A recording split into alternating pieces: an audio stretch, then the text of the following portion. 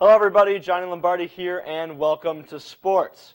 Newly minted Sports Illustrated cover guy Leonard Fournette and the number 6 LSU Tigers host SEC rival and 8th ranked Florida Gators this Saturday in Death Valley.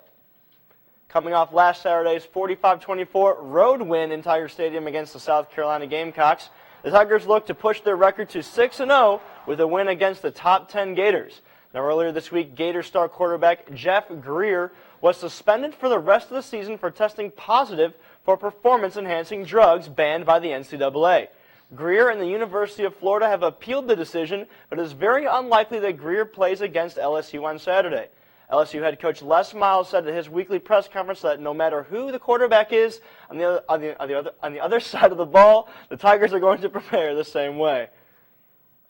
I would suggest that the passing would be the same. It would just be a different quarterback doing it, and knowing the talent there, there'll be enough talent to field a very capable quarterback.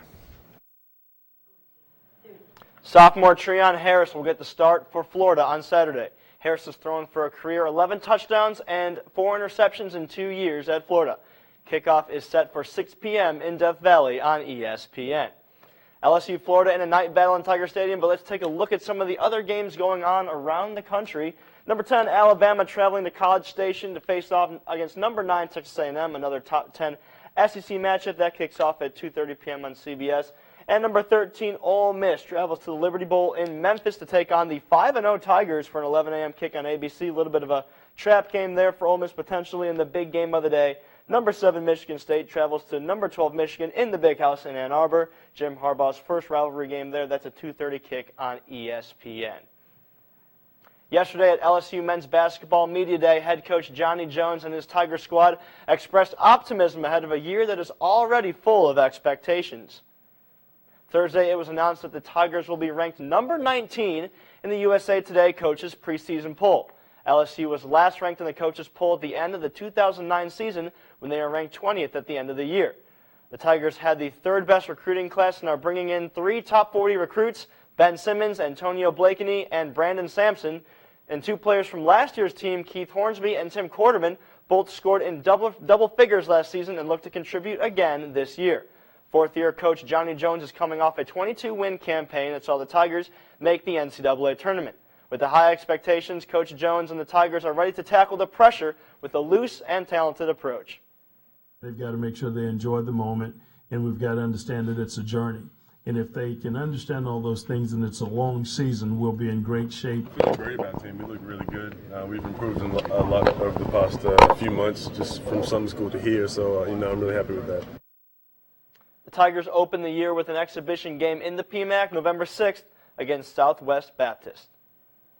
After a week away from the court, the LSU volleyball team returns for a doubleheader this weekend in Baton Rouge. The 7-9, 3-2 in the SEC Lady Tigers take on Mississippi State Friday in the PMAC and then host the Crimson Tide of Alabama on Sunday. LSU holds a 56-8 all-time series advantage against the Bulldogs in women's volleyball. In MLB postseason news, the American League Championship Series is set. On Wednesday, they were back-to-back winner-take-all Game 5s. In Toronto, a game full of controversy was centered around a wacky 7th inning where the Rangers committed 3 straight errors while leading 3-2. Let's pick up the action here in Toronto. Down the line, a nice play. That's an error, so it's going to be bases loaded for the Blue Jays. Jose Bautista up. That ball is crushed. 6-3 Blue Jays. Bautista with the home run late in the game and does this epic bat flip. After that, has made waves across the internet. The Blue Jays with the lead right here. Look at Bautista. I don't even care. Chucks the bat, jogs around the bases. That bat flip would cause a semi-brawl here in the game.